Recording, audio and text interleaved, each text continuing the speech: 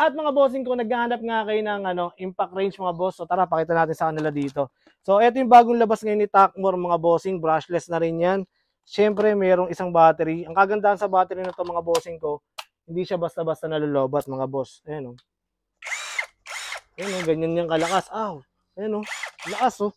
Tapos, yung ganito kalaki yung niya, pinaka-charger niya mga boss. At syempre, ang kagandahan dito, kung gusto mo siyang gawing barena, pambutas ng bato or kahit ano pa yan, meron pa rin siyang ulong pamalit.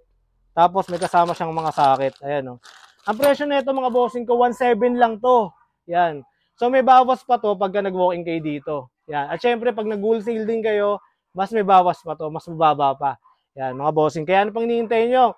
Sa vlog na to, ilalabas ko yung bagong bodega natin. Kaya hintayin namin kayo dito, mga bossing. At syempre, mag-grand sale din tayo dito sa bodega na to, mga boss. So, yun lang mga bossing ko. Sobrang dami nating stock. Kayo na lang hinihintay kung gusto niyo magnegosyo. So, yun lang mga bossing. This is your man, Aldrin Vlog. Peace out na mga boss.